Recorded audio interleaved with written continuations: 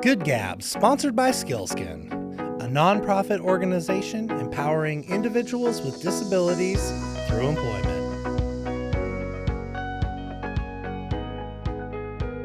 Hello, everybody. Good morning. We have Holly Goodman here, Executive Director and founder of the Isaac Foundation. Thanks for joining us this morning. Really impressed. You didn't even have my business card in front of you. You nailed it. Yeah, well, when you have great people in front of you, you just know. Well, thank you. Well, so for the listeners, that don't know the Isaac Foundation as well as I do, tell us more. Yeah. Well, my oldest son, Isaac, when he was 15 months old, was identified with red flags for autism and was officially diagnosed right before his second birthday, which was very cutting edge at the time because he would be 19 years old. So that was a time frame where, he was significantly impacted, and we did a lot of therapies and interventions. Unfortunately, he passed away unexpectedly in 2007. And in the aftermath of that, I was very angry and frustrated because there was a lot of challenges. We couldn't just focus every day on his therapies and helping him to be the best that he could be.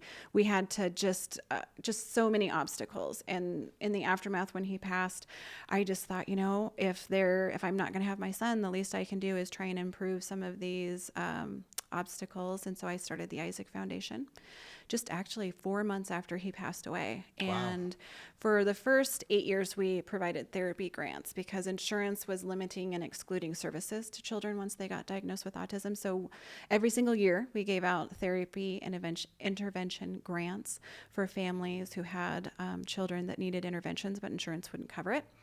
And fortunately, in the state of Washington, we experienced some insurance reform. So insurance companies could no longer exclude benefits and services. Win. Yeah, very big win. So that meant that after all of these years of building these wonderful relationships with these families and knowing the obstacles and the gaps in services and supports, we decided to pivot and provide some of those ourselves. And that's what we do.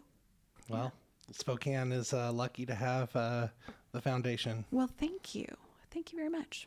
Well, thanks for coming on today. My pleasure. Curious, what's going on in your world? Well, the good, the bad, and the ugly, or just the good? We're here to hear it all. Well, we opened our new location thanks to Skillskin in our new building on Sharp. And it's crazy to me how if you build it, they will come. So in our last building, when we were out on East Broadway, it was like 1,100 square feet. Okay, that's pretty tight. Oh, it is tiny because you put 9 kids in there, and they're busy because we're individuals on the autism spectrum and ADHD and hyperactivity, and man, it was like packed, and it would also heat up so fast. Oh yeah, all the body heat. Oh my gosh, yeah. Yes, and of course, young people and puberty and body odors. It was like, whoa, it was a lot. So we got into the new building thanks to Skillskin. So we have, it's funny because just the clubhouse space, I've done calculations because I love bean counting and like spreadsheets and stuff. You could put our entire office, including the staff offices and the bathrooms and everything, in the space that the clubhouse kids now have to romp around in. It's huge. Yes. So it has been pretty amazing. But with that, means that they keep wanting to bring more friends and they're recruiting more kids to come in, which is super great. So we're cooking. Yeah. So we went from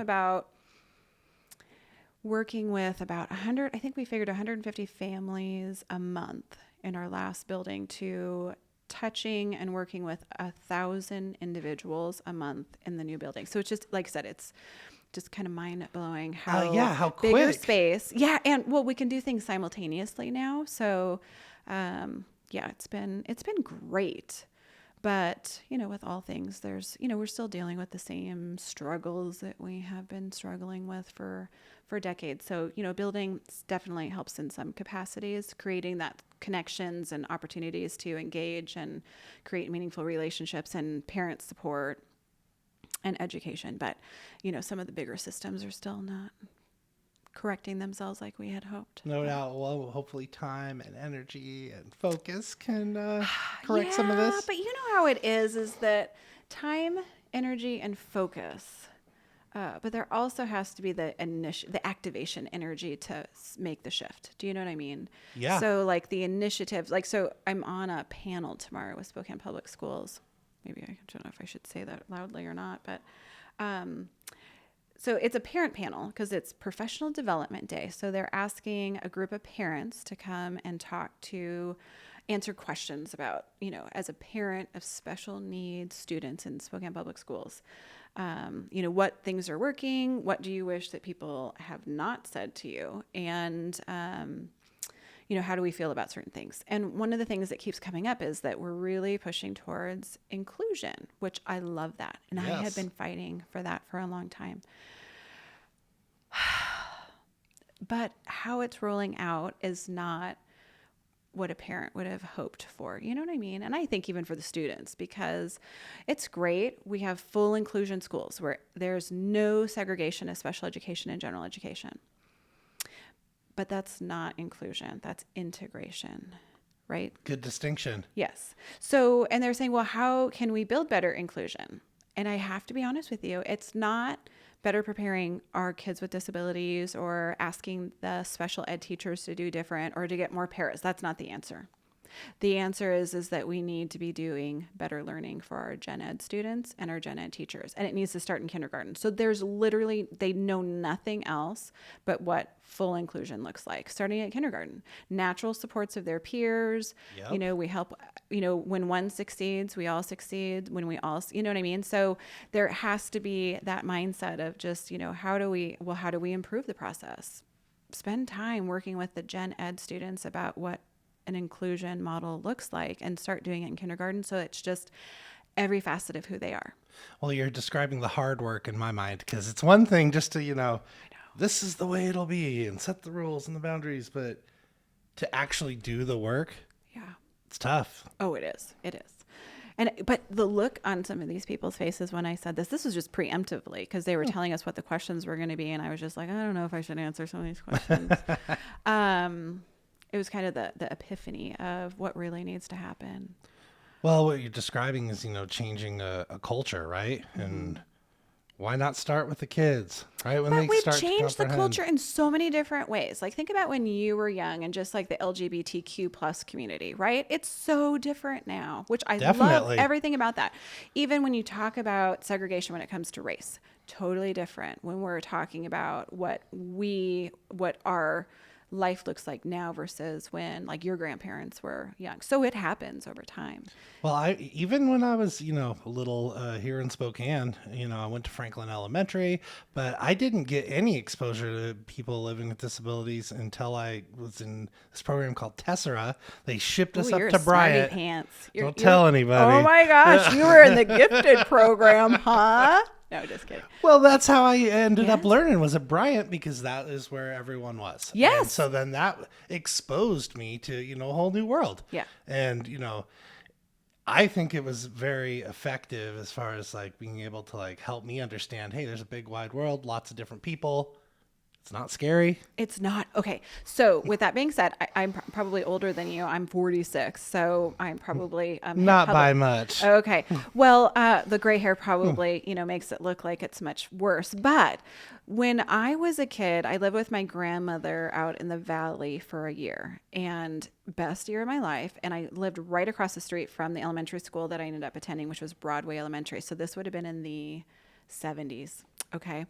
And in the 5th grade, I think it started 4th, 5th, and 6th graders were allowed to sign up to be buddy partners for the self-contained classroom of kids with disabilities. And these were kids, I want to say there was like 7 to 9 of them in the classroom. A lot of them had mobility challenges. So there was wheelchairs, most of them were nonverbal, and we would fight over who, because there was only like 7 to 9 of them. And of course, all of us students wanted to sign up to be their buddy partner for the week. And so it was like the best week of school when it was like your name was like at the top of the list, because you would go into the classroom, you would do fun things with them, and you kind of acted like a para in a little capacity. You would read to them, you would do some of the activities with them, you got to go to PE with them. And so like, it was super fun when I got to be like with some of the wheelchair kids, because it's like, oh my gosh, like we're going to totally rock this. Like, we're going fast. We're going fast. Like, hold on. But we also spent our recesses with them. So you got out of class a few minutes early, walked down to their classroom, picked them up, zoomed them out to the playground. And it was, I don't remember a lot about my childhood, but that was one of the funnest things that I ever did. And unfortunately, my grandma passed away the summer between my 5th and 6th grade year. So I ended up going back to live at my childhood home, and the school that I went to didn't have that type of program, had never seen kids with disabilities to that level or degree ever at the school that I had attended up on the South Hill. And I wonder what inspired that program. It had to have been someone, right? no Who idea. started. Yes, but just this said, was in the "Let's move." 70s, and literally we all fought.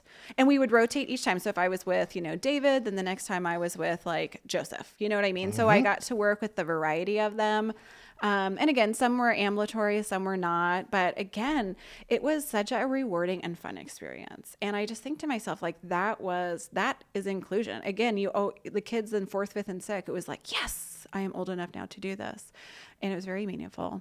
I can't think of one student that wasn't fighting over like when it was buddy time. So it was just awesome. And, you think about it now and it's like, we could be doing a lot of things better. Yeah, well, for sure. And It's a different shift of mindset. Yeah, it's a different shift of mindset because I wasn't afraid at that point about making a mistake because they didn't pepper your brain with all the things that you shouldn't say, shouldn't do. One of my biggest pet peeves now is, John's son is 19 and he's significantly impacted with autism. And it doesn't take long for people in the public to know that we've got a disability because he stims and he's loud and things don't always go as planned. And then we are spreading a lot of autism awareness out in the public. But one of my biggest pet peeves is when you're sitting at a table and he's doing his thing and, flapping and making noises and you have kids that are turning around because they're curious and they're looking at us. And then parents are like, don't stare. It's like, oh, because having us feel like we're invisible makes us feel so much better. Like, thanks so much. You know what I mean? And that's the thing is I never discourage kids from watching and observing him, and you just normalize it because that makes sense. You just have an honest conversation. Oh, Cooper has autism, so he doesn't talk, but you can figure out what he wants because if you watch what he's doing and some of the things that he repeats, like it's like solving a mystery. There's a code, like let's try and crack it. So you can really normalize things if you just, spend the time and effort. So, isn't that odd? Like, I remember hearing that growing up, maybe not around people with disabilities, but just staring in general. Don't stare. Don't stare. So this societal thing, trying to not be rude, but all of a sudden, we're taking away people's opportunity to learn and experience and include. Yes.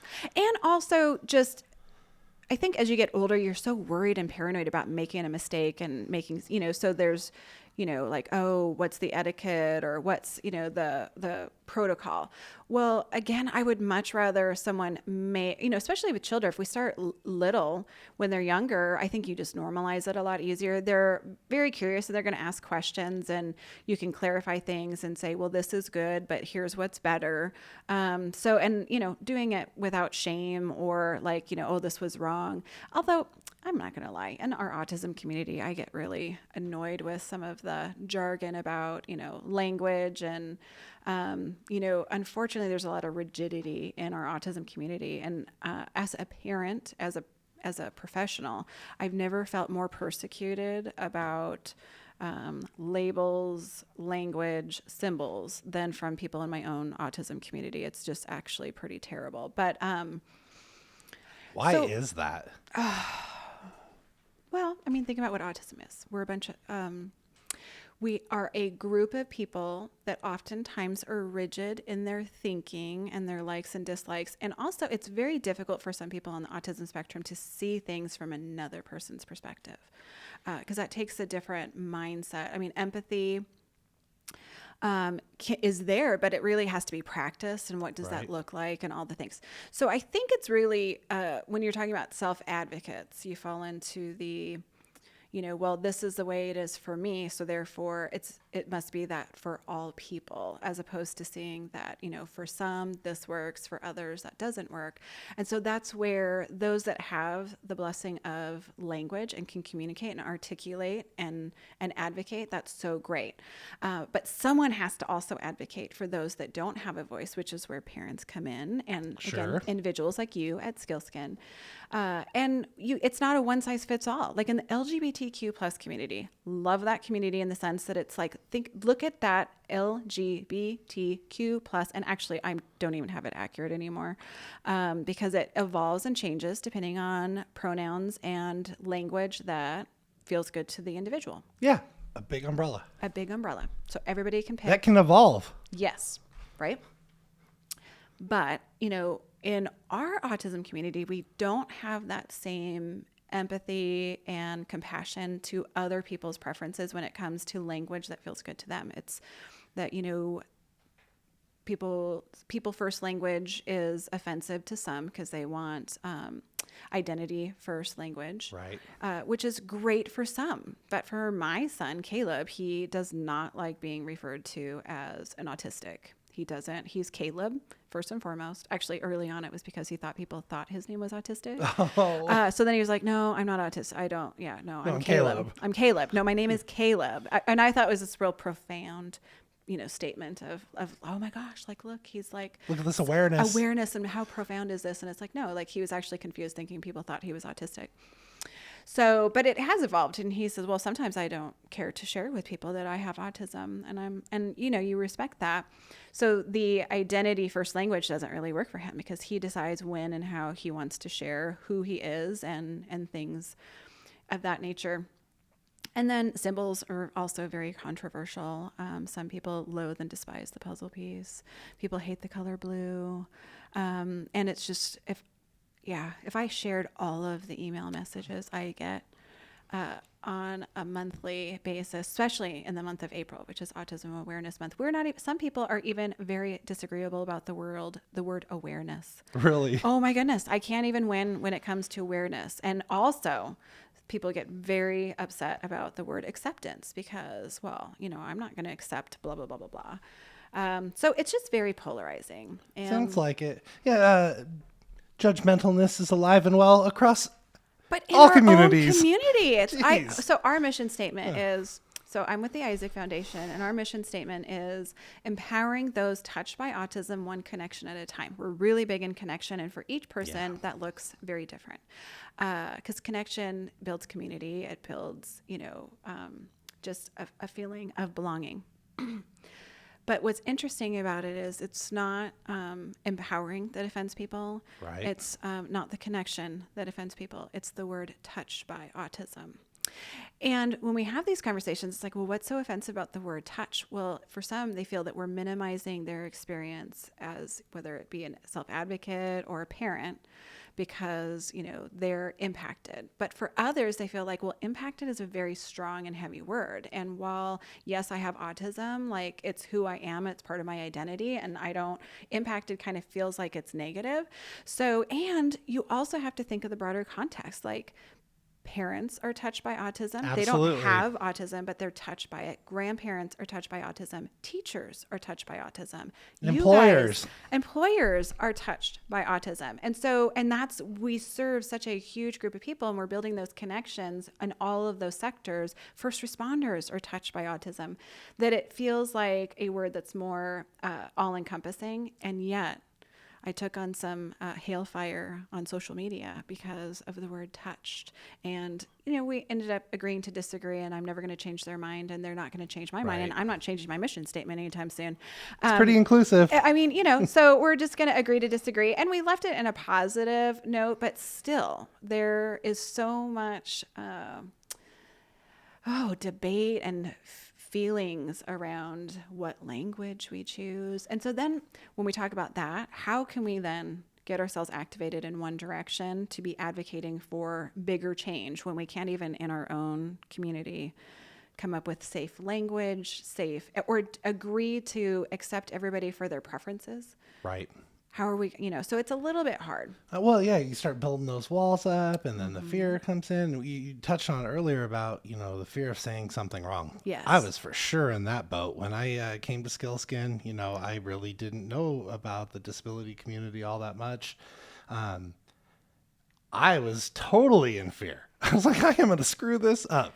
And I got to say, I was very, very fortunate because the very first week I was part of that organization, we had a big managers meeting, brought everyone from around the country. You were there. Oh, you did was Autism in the Wild. And I remember You were saying, just "Don't be starting with fearful." the company very then? first day Seriously? you were doing that class. Because you seemed like that you had been there for forever. And I was just like, oh, okay, like this is the guy. Like he's, I had no idea that was your first that was day day. one. I had no clue. Wow, you duped me, man. Like that just goes to show you, like you seem like you had been doing it for forever. Well, I like to engage, right? I'm a curious person. And when Yeah. you gave me the permission to screw up, Yes. I was like, hey, tell me more.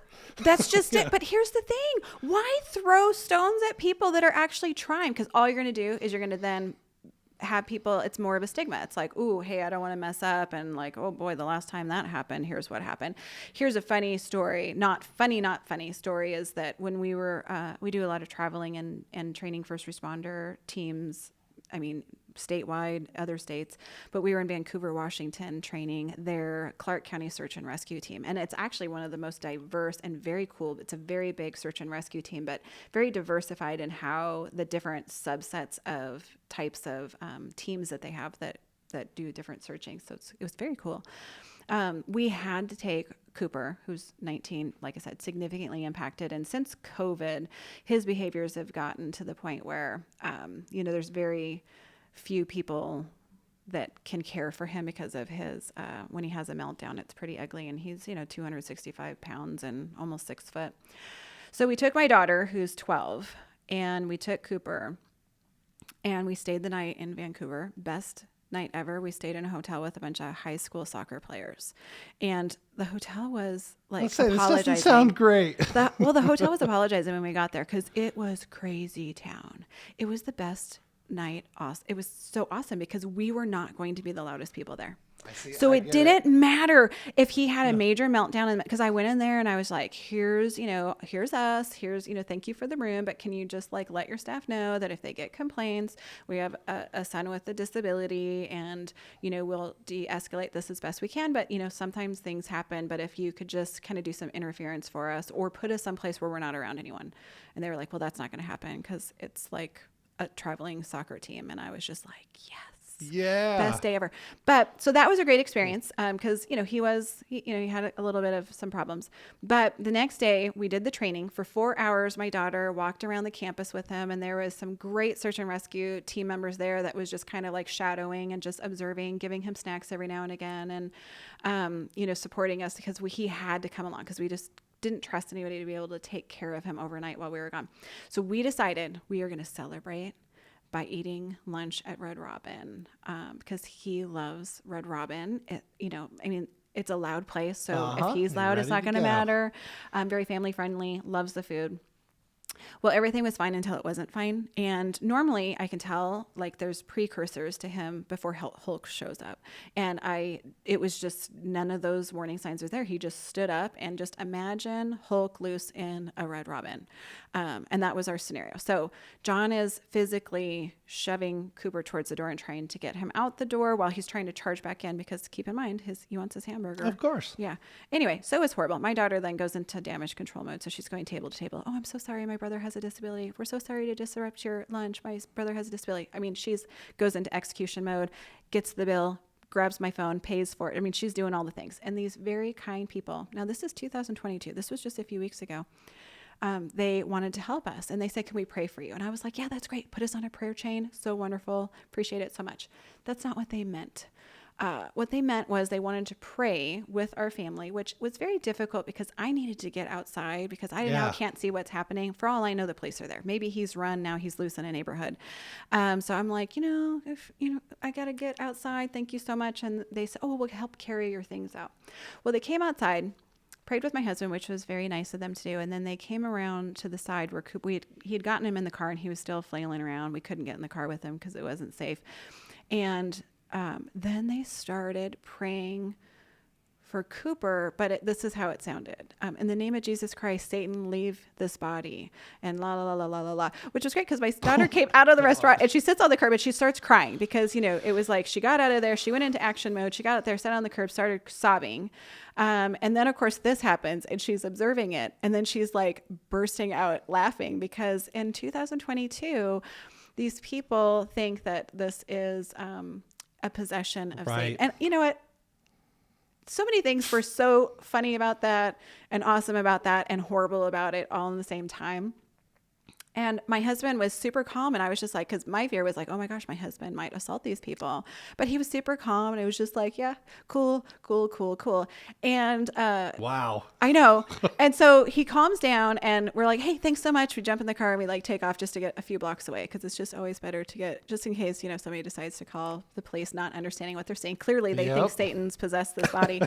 But the thing about it that was interesting is I was mad. And I was like, I can't believe that you're not upset about it. And he says, well, but they honestly thought they were helping. You know what I mean? So to what you're saying is that you're so worried about making a mistake. And in my opinion, these people made a major mistake. Yeah. But from epic, horrible mistake. But my husband's perspective is that they truly felt like they were helping. And how can you be mad at them from trying to do something? The only thing that they knew how to do was to pray in that instance and, compel Satan to leave his body. But all joking aside, my husband did point out, he says, well, he did actually stop thrashing around the car after that. So, and we have done a lot of therapy interventions in the past, none of which have been a exorcism. They had the superpower. Perhaps maybe like all along, this was something we should have set out sooner. It turns out that wasn't, didn't actually do anything because, obviously we've had meltdowns since then. But it's just what you're saying. It's like I was super offended and I was crying. I was halfway because now I have a 5-hour drive ahead of us. Right. And so I spent a lot of it like sobbing, like, oh my gosh, it's 2022. And this is the world we live in. In the world that we live in, there's still a population of people that feel as though, faith or compelling Satan to leave the body. Because, like I said, if you don't know what you're looking at, and maybe you've never seen that before, it might look as though there's some demonic, possession there. But, it was really an interesting thing to unpack because as time has gone by, I'm having better perspective because I was feeling very defeated. Like, look, this is the world that we have to try and educate. Yeah, the mountain we're climbing. Yes, but like he says, but are you going to persecute them and be mad at them and like berate them from doing the only thing that they thought to do to help? And so I was like, well, that's true. So, if I'd been in a better place, I'd be like, hey, so this is autism. Yeah. Here's my card. You should try doing a training with us. But I was not in that place. Yeah, I can't imagine so. It was pretty horrible. One of the worst public meltdowns we have ever had. Like just when you think like, whoa, that was the worst. It's like, oh no, new level. But that's the thing is that, they tried to help and everybody else was trying not to look at us. And, obviously, tables are turned over and drinks are everywhere. And we were a huge center of attention there and everybody is like not making eye contact.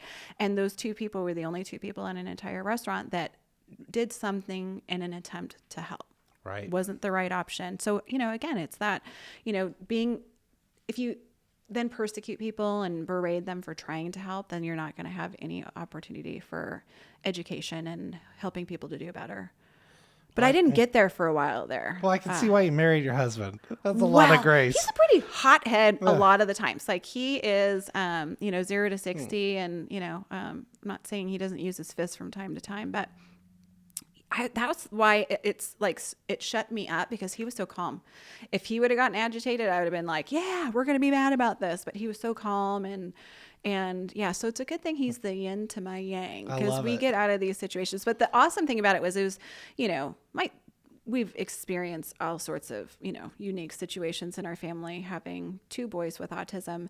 And she definitely, as a girl, she is very emotional. She loves her brothers fiercely, but she also gets really annoyed because she didn't get to eat her lunch. Right. And she was mad and she was embarrassed. I mean, she got us all out of there and she executed on the skills, but I was kind of glad that did happen because when we came back and she saw her counselor on Monday, because she does regular counseling, it could have gone had that not happened. And she didn't have that funny because she literally came back and was telling everybody and she reenacts it. And it's a fantastic reenactment of them compelling Satan out of his body. It's pretty fantastic.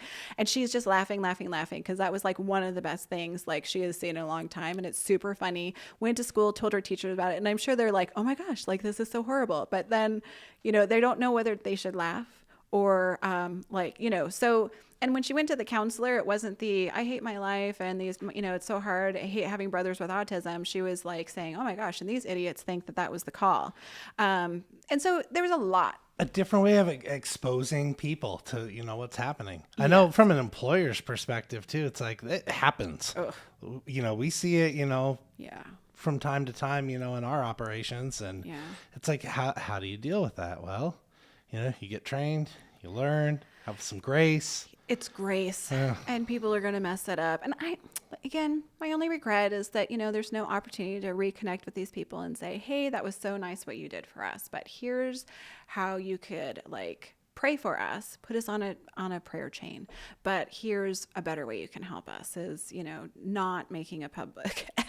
We were already public, so we didn't need also that added on top of it. But all sorts of great opportunities. Well, it's one of many stories, I'm sure, that you have. Our work is never done. No. Our work is never done. But hopefully, when you're, at the school board tomorrow and that, panel, you get to kind of say the things that others won't. And maybe we can help evolve, our world a little bit. Well, and it's being constructive, finding ways that we can educate people in a constructive way, because no one wants to, feel attacked. So, if nothing else, that's what we're trying to do.